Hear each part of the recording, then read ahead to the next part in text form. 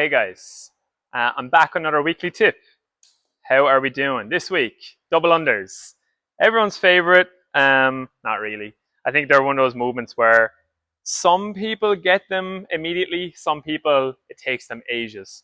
I think I had every skill in CrossFit. I could do a muscle up, I could snatch my body weight, I could clean and jerk 1.5 times my body weight before I could even do a double under. I'm pretty sure that's what happened.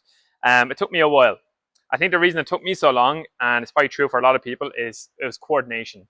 I kind of think with double unders, and I've said this in an awful lot of classes that I've coached as well, or workshops and stuff, that I do think that there's two buckets of people when it comes to double unders and skipping in general. It's going to be fitness and it's going to be coordination. And obviously some people fit into both of those, but you can kind of separate people into into one of those categories.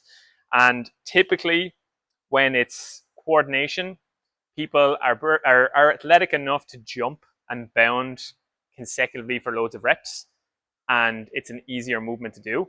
But for something like a fitness person, jumping in general and keeping a hop or a pogo jump is very difficult. So if we're to start anywhere, that's where it starts. So even without the rope, generally how I start the progression in a class as well is drop your rope, let's look at your jump.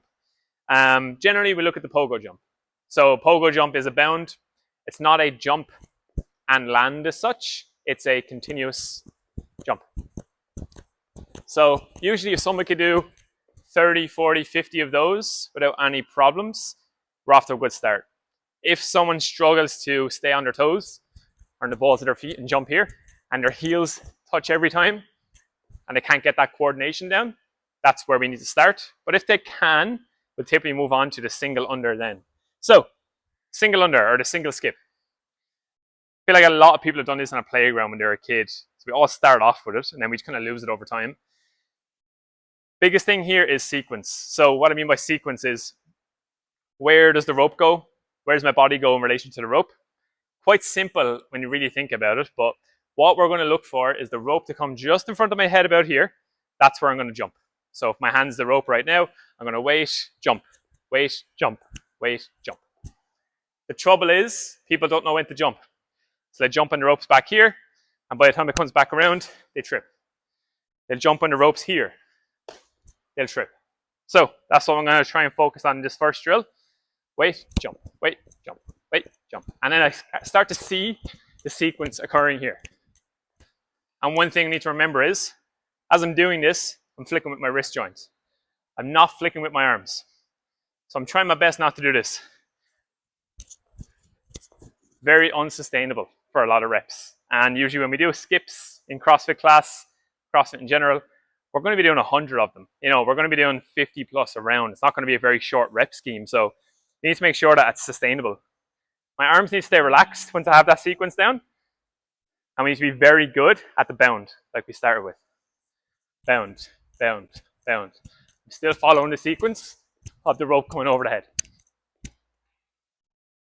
When I feel like somebody can do 150, 200 of those, possibly unbroken, not that you can't try a double under up till then, but if you find it really difficult to do 100 of those in a row, meaning if you trip because you weren't concentrating, that's one thing, but if you're tripping because your fitness isn't there, or you don't know how to actually flick the rope at the right time like we looked at there, that's when we're going to run into trouble of getting a double under.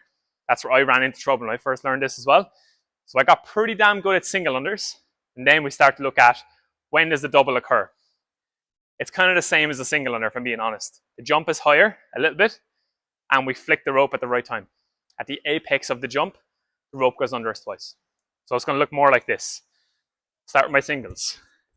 When I'm ready, I'll try a double under, and you'll hear the sound. What I'm doing there is I'm jumping pretty high, but I am flicking my wrist now twice instead of once. So the sequence is the same.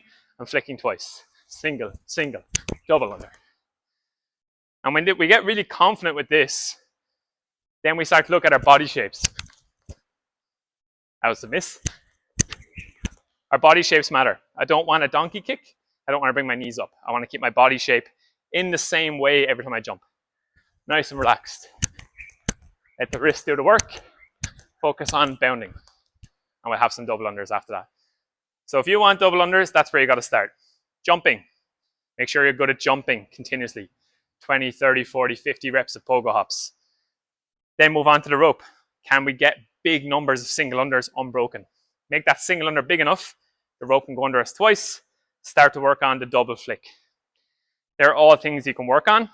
When you're trying to get these in a CrossFit workout, let's say there's a CrossFit workout that has 400 double unders in it, which is pretty typical, honestly, for one class CrossFit workout or a competition workout.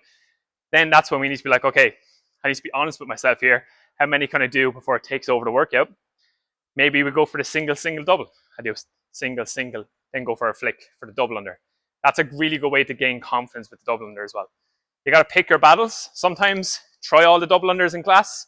Sometimes stick with the singles to build up that tolerance. Kind of coaches call that way, but always ask and see.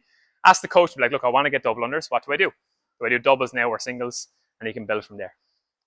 Thanks, guys.